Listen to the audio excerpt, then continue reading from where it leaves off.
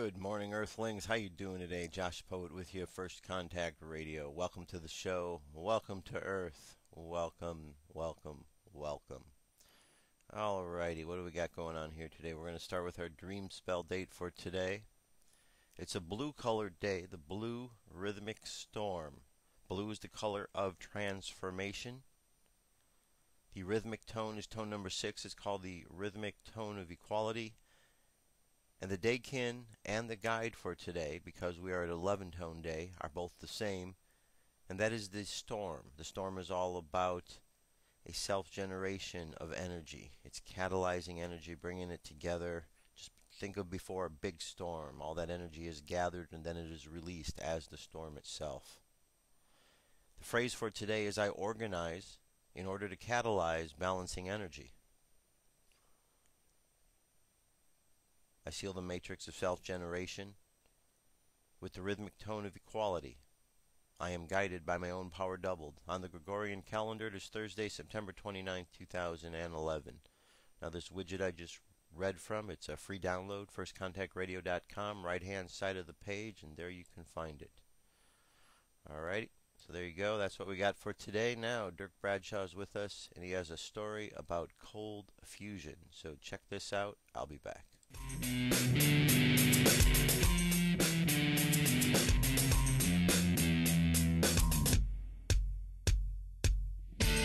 Underground is where they live.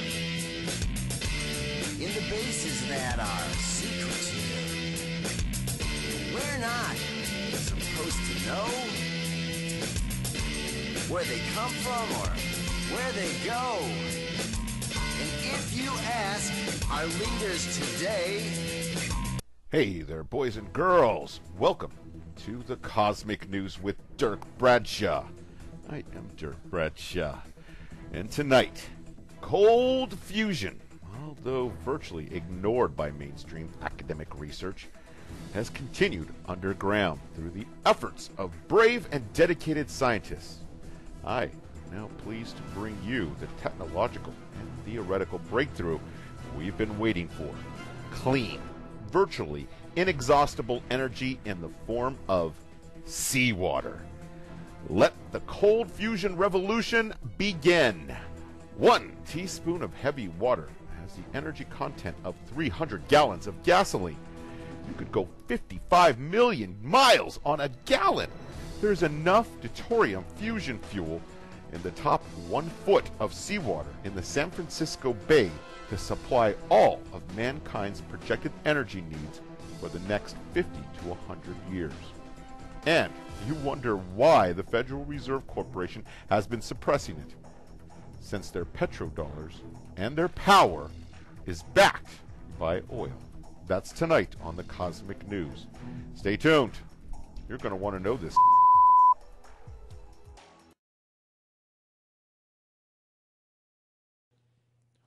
Here's the challenge that we have. We don't yet have the technological breakthroughs that can completely replace fossil fuels. Oh, really? Unless somebody here invents something tomorrow, which would be very helpful. And if you have it, let me know.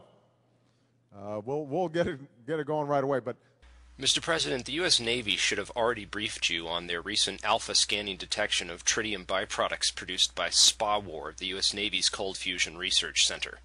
We have direct evidence of low-level nuclear reactions occurring in laboratories all over the world. Now all we need is the physics and the theory to get it to work right consistently.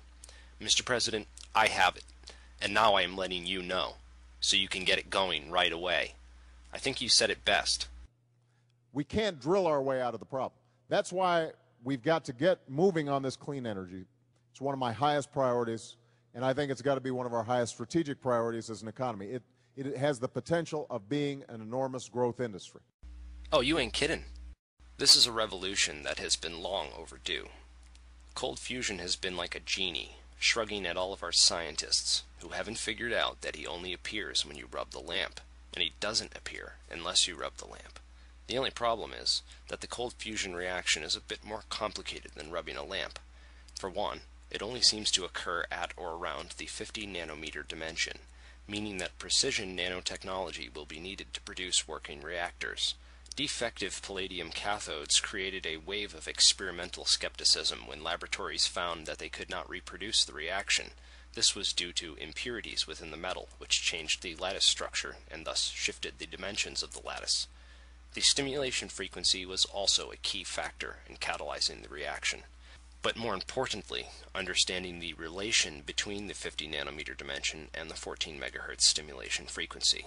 And that's where physics has come to the rescue.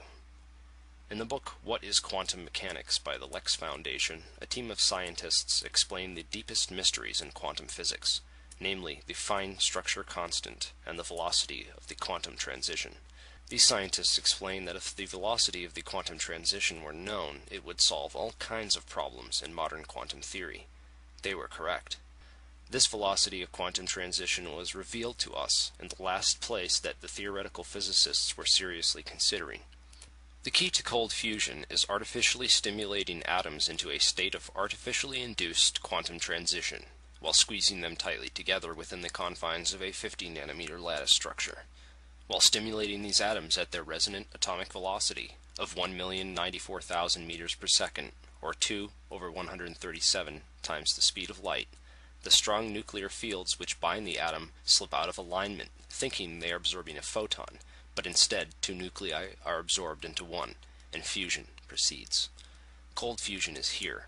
The Coulomb barrier is much easier to break by outsmarting the atom than trying to strong-arm it by brute force like the hot fusion scientists have been trying and failing at for years. Trillions of dollars have been sunk into hot fusion research, and hot fusion scientists have been eager to hold on to that kind of funding. It's time to give cold fusion another chance, and revisit the Copenhagen interpretation of quantum mechanics that Einstein never agreed with, but could never find the math to prove otherwise. If only Einstein were alive today. The theory that Frank Synardzik came up with provides such a stunning unification of quantum mechanics and special relativity that the theory could stand alone without the decades of cold fusion anomalies and positive test results staring us in the face, leading us to discover the velocity of the quantum transition and the true nature by which light interacts with atoms. In fact, anomalous low-temperature fusion reactions have been reported since 1927, when Swedish scientist J. Tandberg stated that he had fused hydrogen into helium in an electrolytic cell with palladium electrodes. There's even evidence of low-level nuclear reactions in the geological record. Please check the links in the description of this video or visit coldfusionnow.org for a more thorough review on the mounting experimental and theoretical science to support cold fusion. Dr. Peter Hagelstein estimated that $10 million distributed to various groups working in this field would be enough to take it to the next level. If you are interested in funding research that could solve some of the biggest problems on our planet, there are many opportunities to be part of this exciting new discovery. If you are a cold fusion researcher or scientist, please contact us. We'll help to get your story told. If you are an activist and would like cold fusion literature, or a student who wants something serious to show your professor, please visit the website or check the links in the description below. For a technical and up-to-date scientific text on cold fusion, I highly recommend Dr. Edmund Storm's book, Science of Low-Energy Nuclear Reaction, and absolutely check out the work of a guy named Frank Znaidarczyk, and try plugging Znaidarczyk's constant into Wolfram Alpha to see what happens. The remainder of this video is an adaptation from Dr. Eugene Malov's book Fire from Ice, Searching for the Truth Behind the Cold Fusion Furor. This is quite possibly the best book that you can buy for a basic introduction to cold fusion. Gene Malov was an MIT scientist who was found murdered on May 14, 2004 in Norwich, Connecticut, while cleaning a recently vacated rental property owned by his parents, the home he grew up in. Although police investigators chalk it up to a botched robbery attempt, no one has yet been convicted of the murder, one of the many still unsolved mysteries in the cold fusion drama. Skeptics have written 100 obituaries for cold fusion, the unprecedented miracle or mistake that burst out of Utah into the public arena on March 23, 1989. But despite many unanswered questions about what cold fusion is or is not, evidence for the phenomenon, or phenomena, is now much too compelling to dismiss. Some would call the scientific clues only provocative. I choose to say compelling. With an electrical power supply hooked up to palladium and platinum electrodes dipped in a jar of heavy water spiked with special lithium salt, chemists Martin Fleischmann and B. Stanley Pons were thought to have unleashed one of the wildest goose chases in scientific history.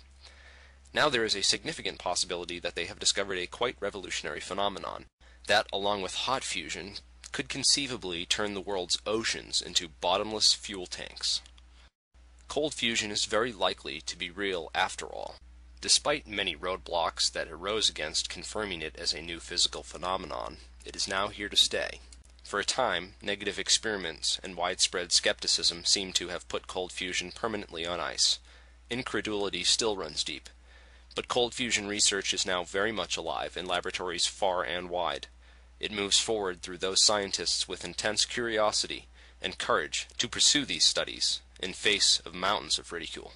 There is no chance whatsoever that cold fusion is a mistake.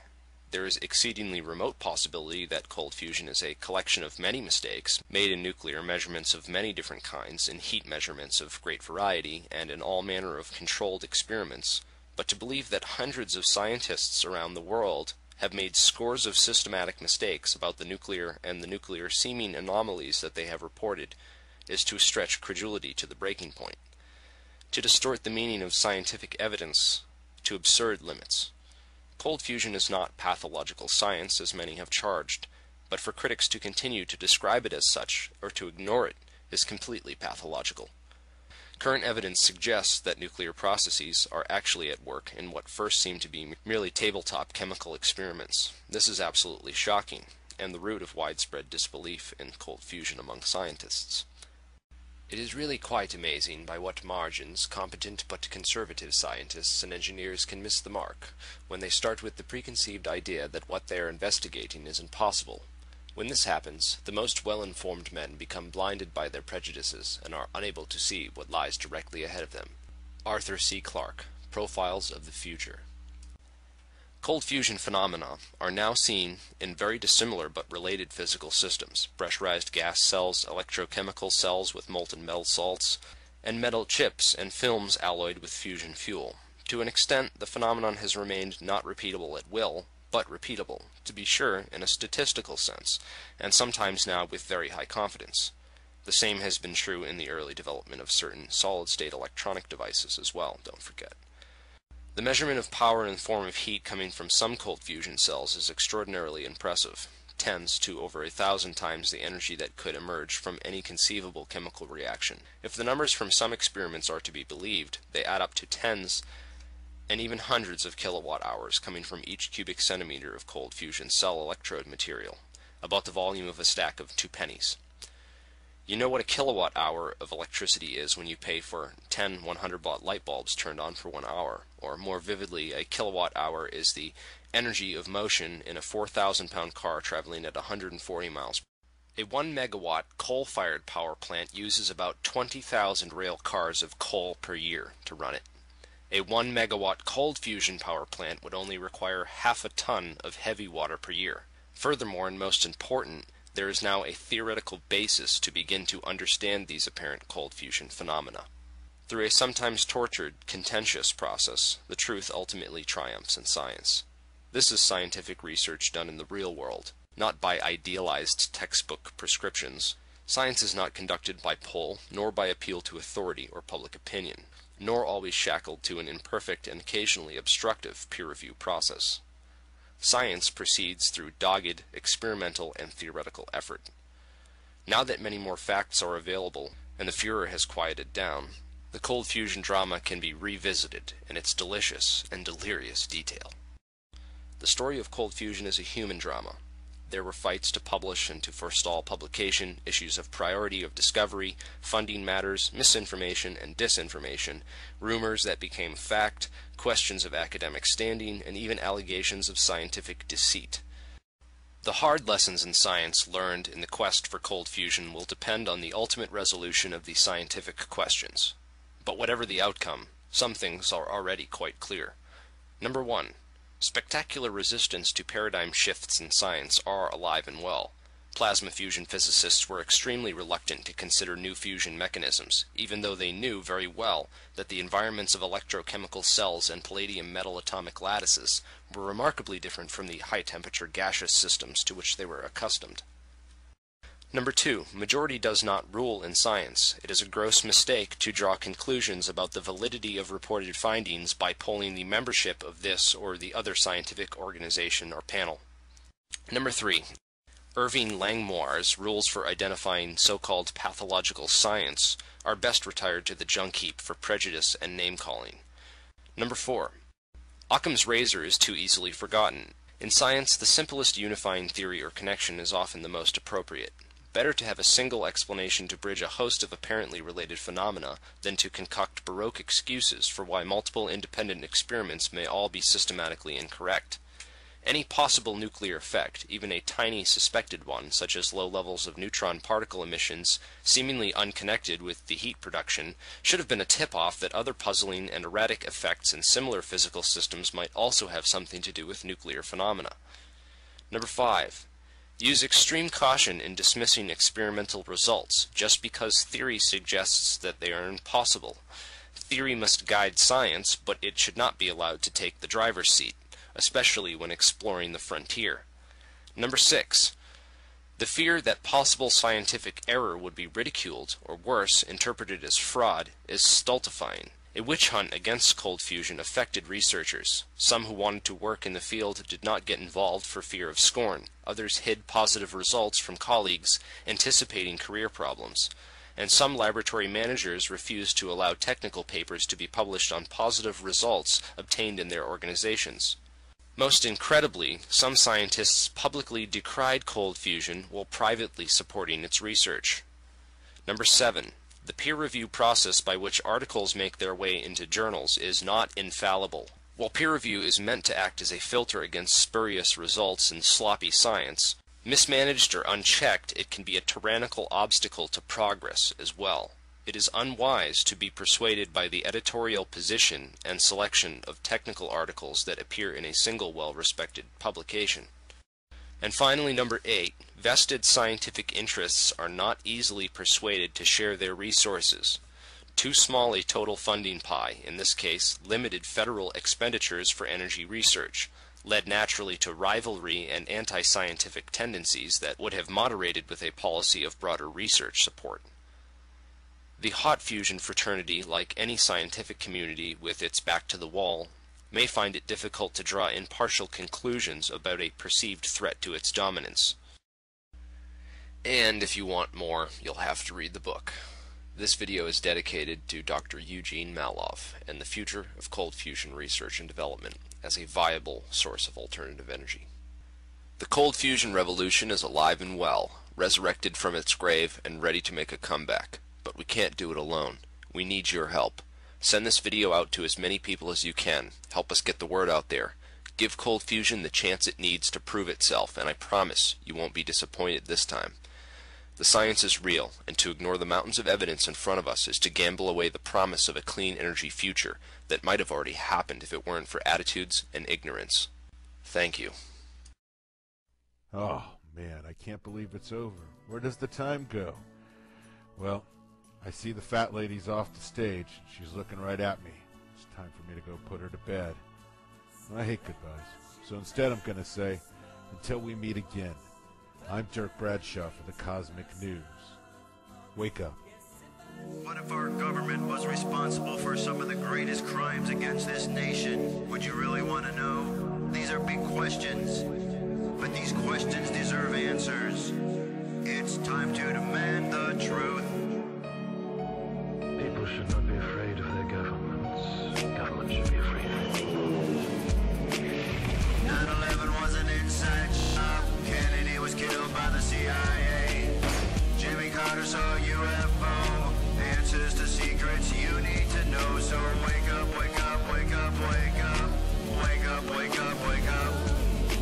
Wake up, wake up, wake up, wake up. Wake up, wake up, wake up.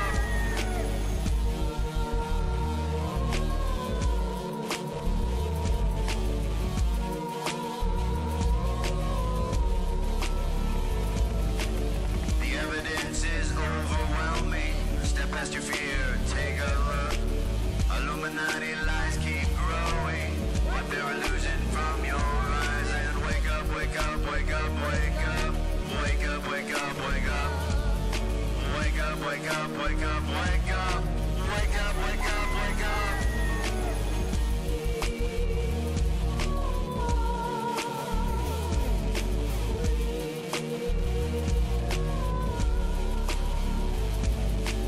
What would our founding fathers say if they were alive today?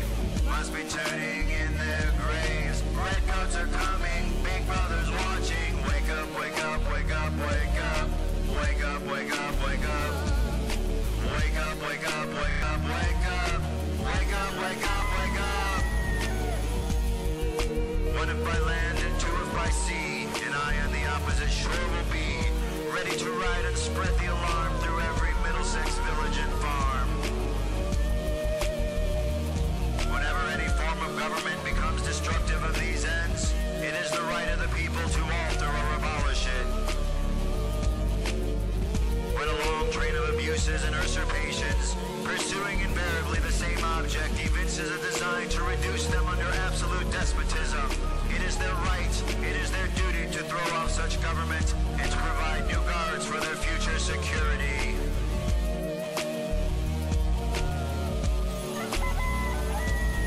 Wake up, wake up, wake up, wake up. Wake up, wake up, wake up. Wake up, wake up, wake up, wake up. Wake up, wake up, wake up. Wake up, wake up, wake up, wake up. Wake up, wake up, wake up. Wake up, wake up, wake up, wake up. Wake up, wake up, wake up. Patriots arise. It's time to demand the truth.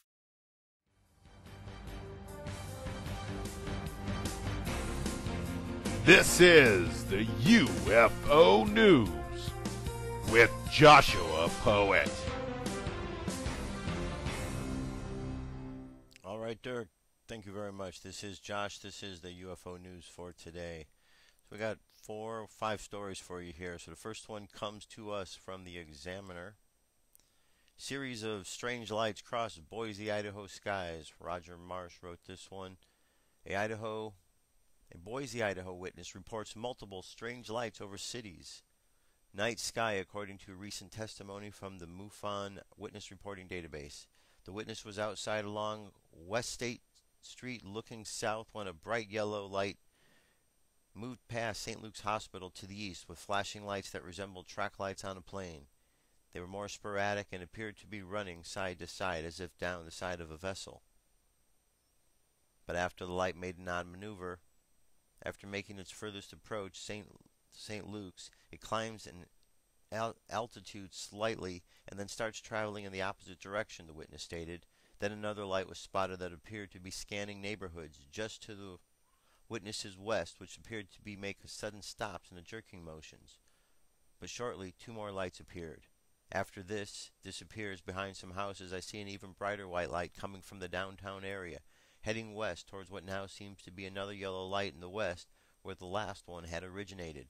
As the white light passes in front of me, and only about 10 city blocks away and about 200 to 300 meters in the sky, it turns slightly toward my direction while still flying towards the other object in the sky.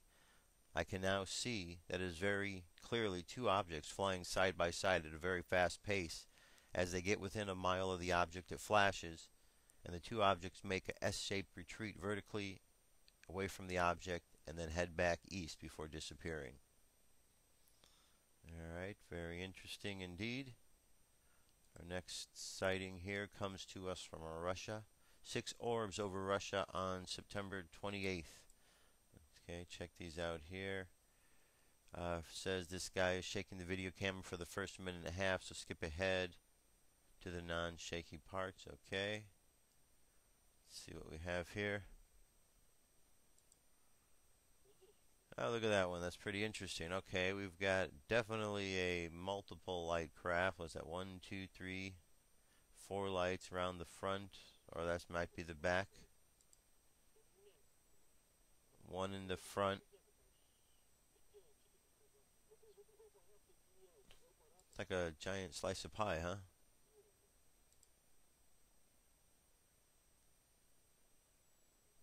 And okay, there it is again.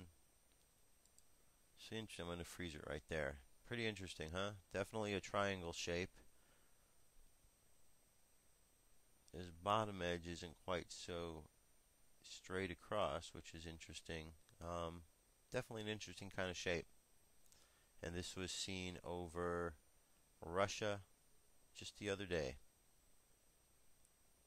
Alright, Russian UFO right there. Now, this one here is going to be, this was in Japan.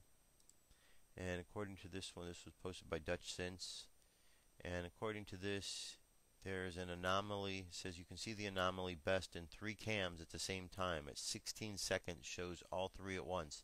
Top left cam and then both bottom cams. Okay? So let's see if we can get a load at this. We're going to go for the 16-minute mark or 16-second mark. Let me just get it right to there. Okay.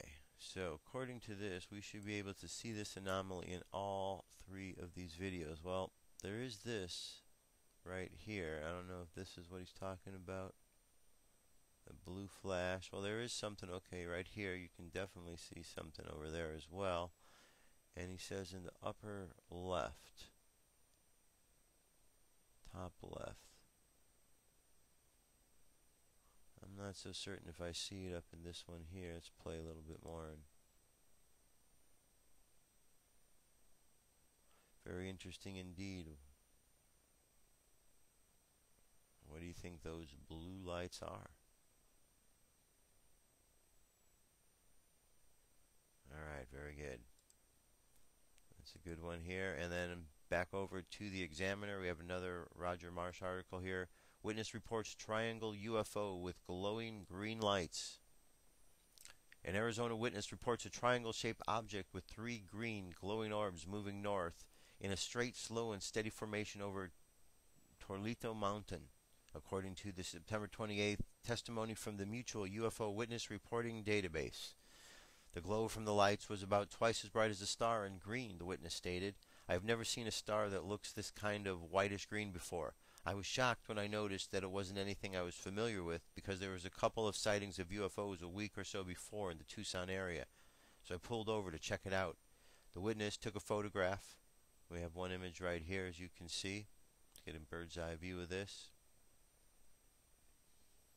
There you go. We got definitely a triangle shape.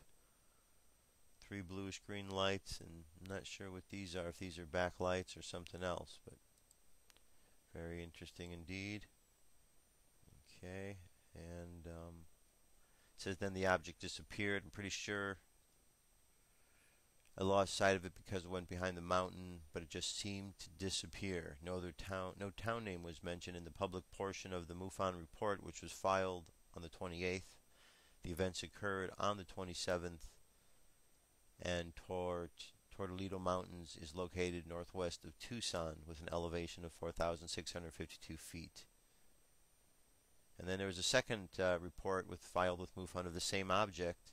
It says Tucson, Arizona witness reports 3 glowing green orbs in the triangle pattern over nearby mountains. A witness 3 bright green glowing orbs over the mountain north of the Tucson area, the witness stated. I've never really been one to believe in UFO befores, but I saw this thing shoot up into the air after 15 minutes, and no man-made craft does that. So, very interesting. Couple of sightings, couple of people giving the same sighting. Alright, here we go. This one is from Brazil, and it says UFO sightings car chases UFO. Alright, let's see what this is all about. Coming to us from third phase of the moon.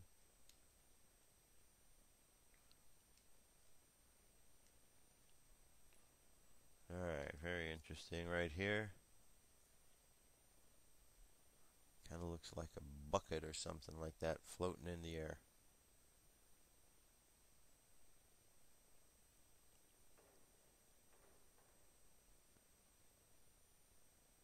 Well, that is definitely a strange looking craft.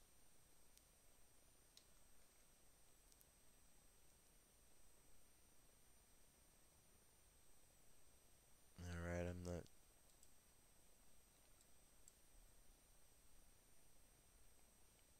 really certain about which is the chasing part that's taking place here, but that object definitely is very, very fascinating on what that is. So there you have it, my friends. That is our UFO news for today. Let me jump away to a song momentarily, and I will be right back. Headline edition, July 8th, 1947.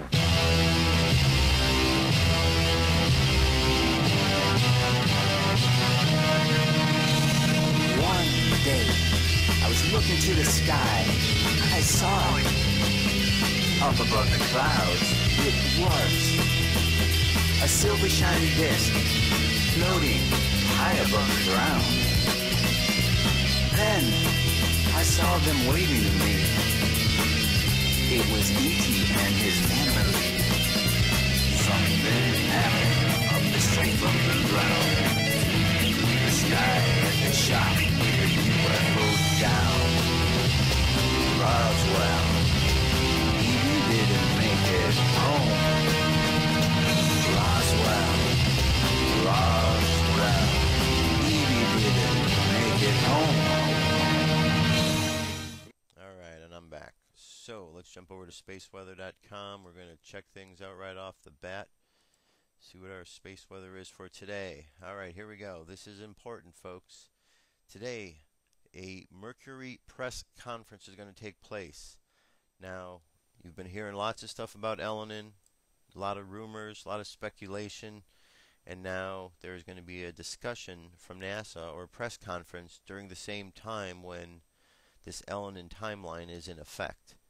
So it says NASA will announce new findings about Mercury during a press conference on Thursday, September 29th.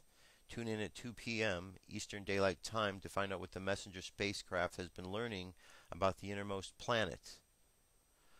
And then we also have a CME hit the Earth's magnetic field on the 26th, sparking one of the strongest magnetic storms. At the peak of the KP8 disturbance, auroras were sighted. So here's some of these images. They are quite fascinating to look at. But definitely indeed. Now, our wind is 527 kilometers per second.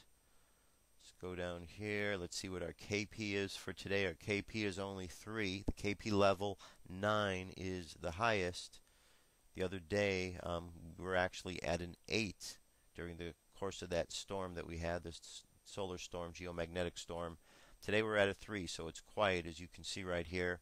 And then we're going to go down and we want to check out what our forecast is. So our forecast tells us that there's a possibility of a 50% possibility of an M-class flare and a 30% chance of an X-class flare sometime today and tomorrow. And if we look at the actual geomagnetic storm activity, it's going to be relatively low, 15% chance within today that we're going to have something kind of active, and other than that, pretty low. So this is our space weather. It's good to keep an eye on what's going on here, friends, because the sun is active. There's a lot of things going on. These solar flares have been coming out, and if you really want to stay on top of what's happening with them, this is where you should check it out. So we'll have to find out what this press conference is going to have to say. But there is speculation they are going to address the asteroid issue because there are several coming in. Just to remind you what is coming in here, right down here, October 17th, there's an 8-meter size object that is called 2009 TM8, and it's going to pass closer to the Earth than the Moon at 0.9 lunar distances. Now, we just recently had one the other day. It passed at 0.6 lunar distances from the Earth, and it was 13 meters, so a little bit bigger than this one that's going to be in October. But here's the big one.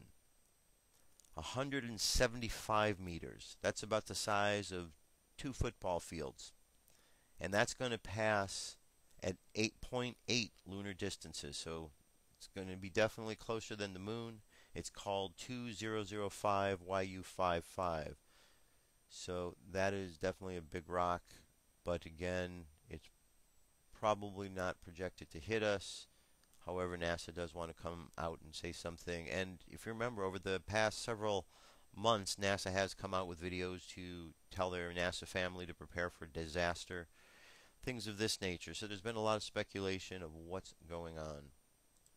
Now, weather has been quite interesting around the country and around the world. Definitely out in Los Angeles, we have the ups and down weathers. We definitely have overcast mornings lately. Just a lot of strange weather. It doesn't seem like it should be quite like this. The sun seems like it feels hotter at times, and it even seems like it's brighter, almost like you took a light bulb and put a higher watt light bulb in. Sun's been kind of seeming like that a little bit. I know that others are saying the same thing. Is it all real? I don't know. Certainly seems like it. Now, this next story here is coming to us from moxnews.com, and it is talking about the actual weather situation. So let's check this out. We mostly talk about Earth's weather around here, but there is a massive storm happening on the sun right now. Our big illuminator already fired a giant gas ball right toward Earth. Luckily, the burst of radiation basically struck a glancing blow, but the danger is not over. Solar flares like this one could short-circuit satellites, interrupting television and internet transmissions. They could also halt financial transactions, believe it or not. The flare could create giant power surges on Earth that would trigger blackouts over huge areas, and those are just some of the dangers. Let's bring in Michio Kaku. He is a physics professor at the City University of New York, also the author of the book Physics of the Future, and he knows just about everything. So the solar flares, we have seen them. We've got pictures of them, thankfully, from NASA. We can't really predict when they're going to erupt. No, but we dodged the bullet. This past weekend, a gigantic solar flare just grazed by the Earth, lighting up the skies over southern England. They saw the northern lights light up because of the aurora borealis. And that sunspot on the sun is still shooting solar flares at the Earth. The sun is taking pot shots at the Earth. The sun does rotate just like the Earth does. And I guess we were lucky. You said it was a glancing blow. It basically wasn't aimed at us, but it is kind of spinning more toward us. That's right. There's a sunspot 8 times bigger than the Earth, which just opened up just a few days ago. And it's erupting by shooting solar flares like a rifle pointed at more or less the direction of the Earth. But because of the Earth's spin and because of the sun's rotation, it was a glancing blow. Otherwise, all hell would have broken loose over this past weekend. Because, I mean, talked about power outages, that kind of thing, communications outages because satellites get fried. We're talking about some potentially very disruptive problems here. That's right. Our satellites are not reinforced. Many power plants don't have shielding around them, so they would short circuit. Financial transactions, you mentioned, credit card transactions, commerce would come to a halt if that thing had hit us just this past weekend, and it's still firing away. Talking about satellites, that NASA satellite that fell over the weekend, there's some speculation out there that NASA and the Defense Department really knew where this thing was going to land, but they kind of kept the mystery out there because they don't want our potential enemies to know how good we are at tracking some of these things. Well, there's a certain amount of black magic involved in understanding where a satellite falls, because remember that we have solar flares that increases the atmosphere. Also, satellites skim the Earth like a rock, skimming over the atmosphere. And once it hits the atmosphere, it creates a shower of ions and it blacks out. We lose communication, we lose contact with the satellite as it roars into the atmosphere. So you think that they are in the dark as much as they say they will? I personally think they're clueless as to precisely where that satellite fell. Michio Kaku, always good to talk to you, except when you're talking about these solar storms. That's scary stuff. Thank you. And the clueless comment as well. That doesn't feel very good either. You know, And just a reminder, Michio Kaku does think that there's a possibility we are going to get invaded by aliens, so he is of that mindset. So sometimes I don't quite know what to take of that guy. He's pretty darn smart indeed, but sometimes comments I don't quite understand of that nature. All right, where are we going from here? Well, let's see.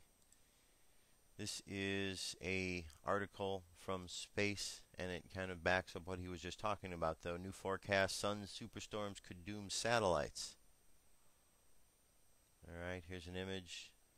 Big solar flare and how it went by. There's the Earth out there.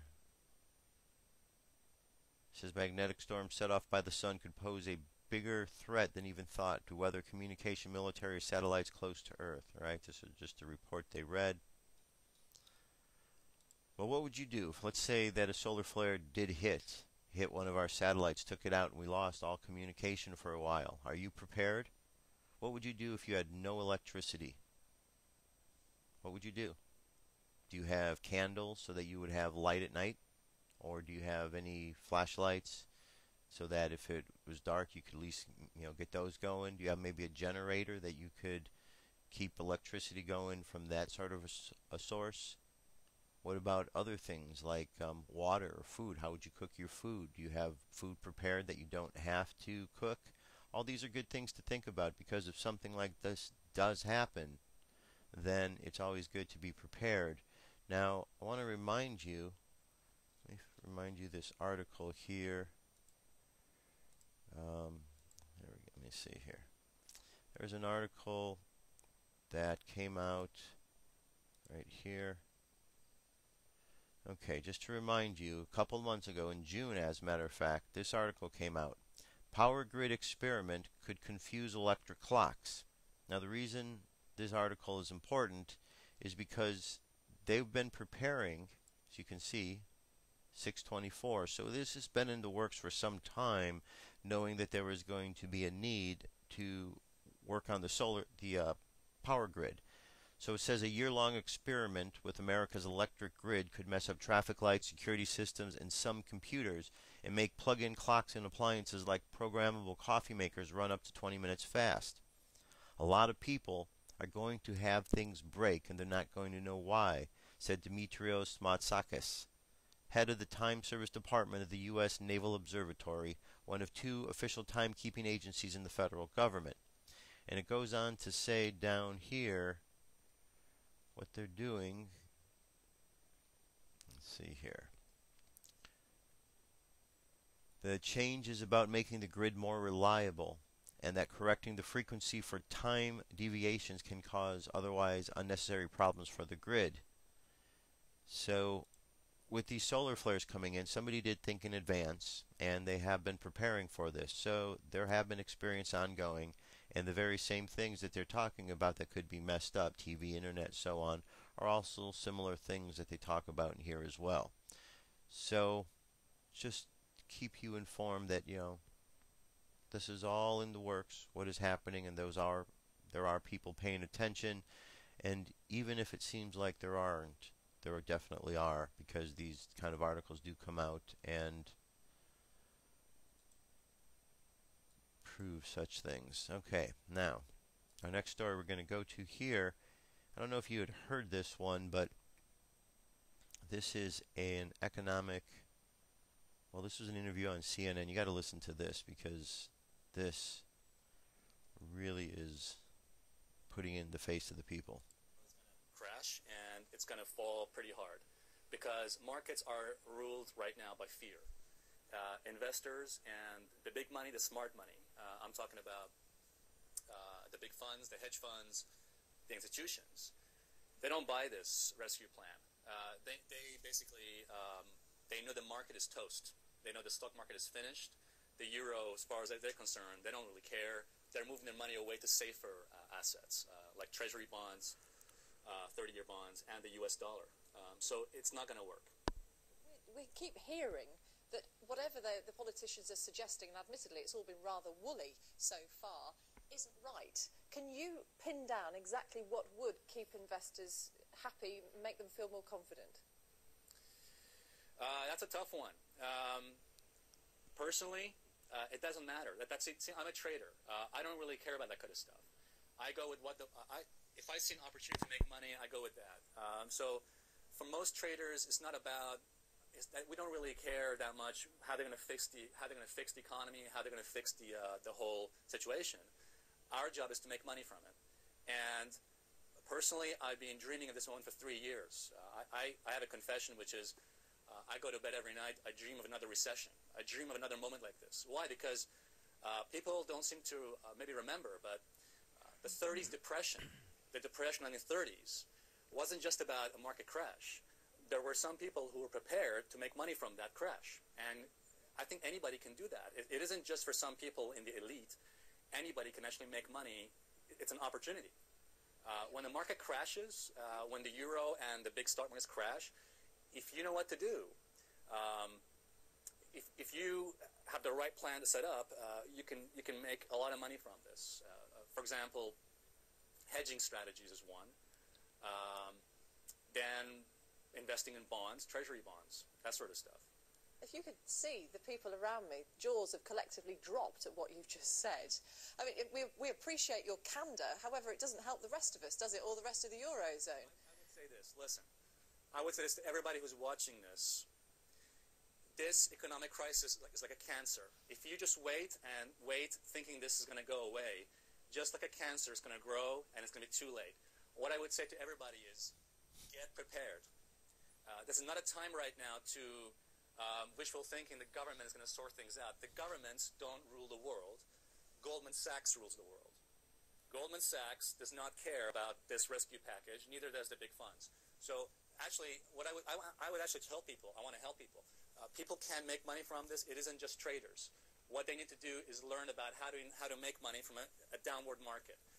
The first thing people should do is protect their assets, protect what they have.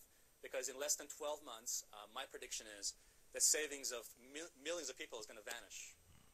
And this is just the beginning. So I would say be prepared and act now. The biggest risk people can take right now is not acting. Alessio Rastani, thank you very much for talking to us. All right. That is a pretty grave prediction, but as he said, be prepared. And that's what no matter whether it's a natural disaster or an economic disaster, whatever it is, be prepared. Sometimes it's just kind of figuring out in your mind what you're going to do if a certain situation arises. You hope for the best, but you prepare for the worst. It's kind of an important thing for all of us to keep our attention to. Now, yesterday I did some information on the occupation of Wall Street. I want to play a bit more. It's continuing on, just so you are reminded what is taking place out there.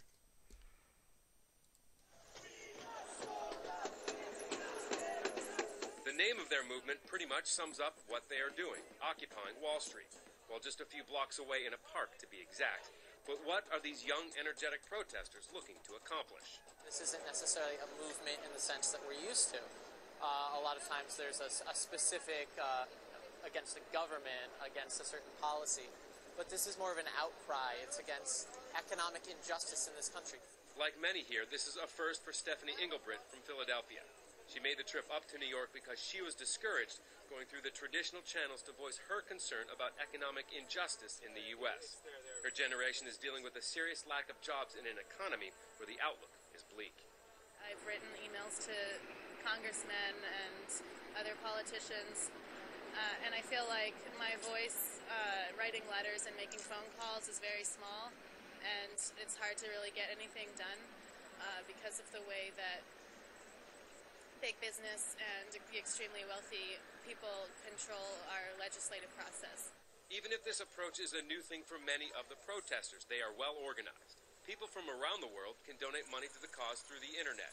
This was definitely inspired in part by Tahrir Square and a lot of the Arab Spring movements. It's the idea of, the common man coming together off the street, using social media and other means of communication to get their message out. All of those involved with the movement here in Lower Manhattan, and there are 400 that sleep out every night, have a voice. And those voices are heard in a daily General Assembly meeting like the one going on right now. This needs a point of information. We're trying to prove that if everybody gets active, everybody says, you know what, I'm angry about this, I have an opinion about this, and my voice is as important as that of, a CEO in a company on Wall Street, we think that can make a change.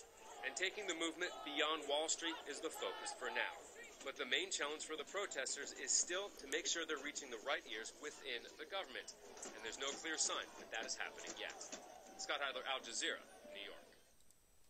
All right, so that's what's going on out there in New York. So just in case you were wondering, that hasn't gone away, because the mainstream isn't talking about that. They're just ignoring the whole thing. The mainstream has a funny way of ignoring things they don't want you to know about, don't they?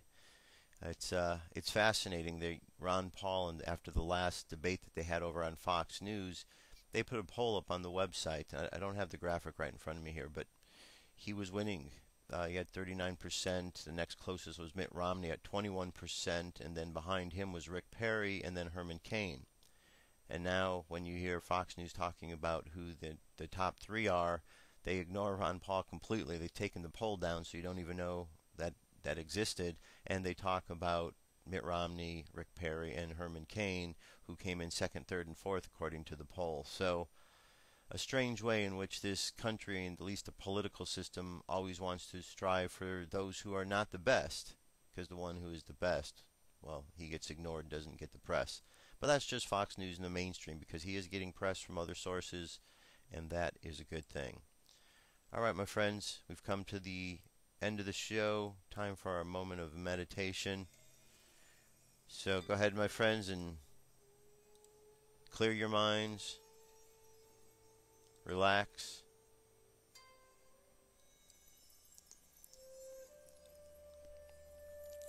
All right, I want you to imagine that you are walking along a path. And I want you to imagine walking up to a river. Now we are still at in Rosh Hashanah. We're coming to the end.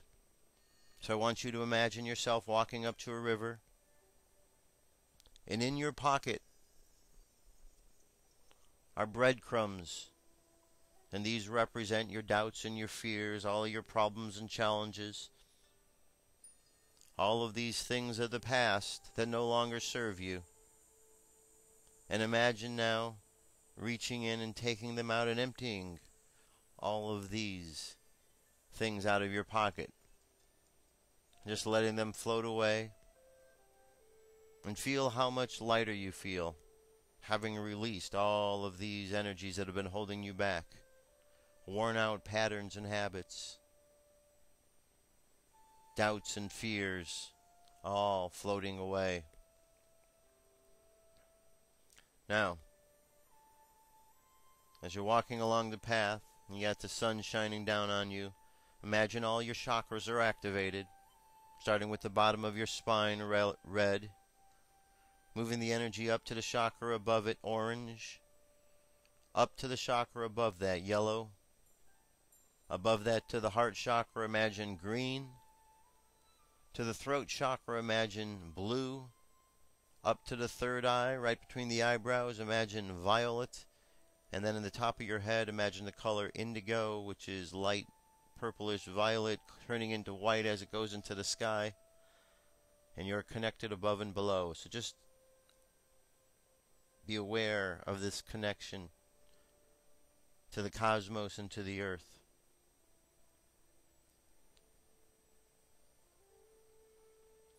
Now, feel all of this energy flowing through your body. It's multicolored of all of the chakras, red, orange, yellow, green, blue, violet, and indigo, all filling your body. And when it gets to the point of overflowing, you should notice there's this line of light around your body. You should be able to notice that. Imagine it, if you cannot notice it until you do. And then extend this aura of protection out further and further around you. Fill the space, the room that you're in, with this protective energy. And then send this energy out further into the home environment, into your city, your state, your country, and then across the ocean to the other countries around the world. And mix into this a little bit of green love of protection. Send that love out there, mix it with the protection. And let's send this mixture of loving protection down into the earth. And then imagine sending this loving protection up into the cosmos.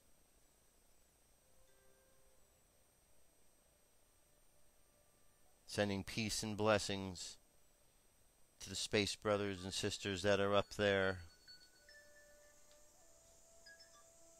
as well as all those spirits that are down here on life, assisting the process of evolution.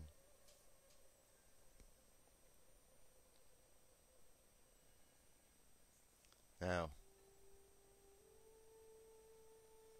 let's just see, as we are walking along the path ahead of us,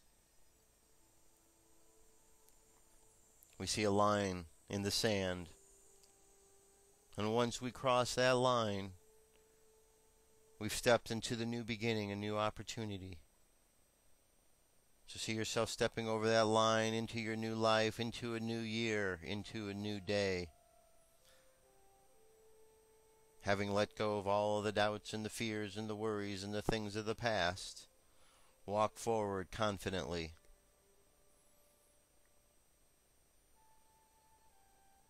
And with that confidence, let us bring our energy and attention back to the present moment, and we'll do so on the count of 3.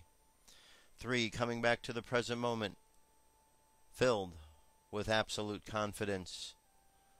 2, coming back to the present moment, filled with faith. And 1, coming back to the present moment, happy, healthy, and whole. Happy, healthy, and whole.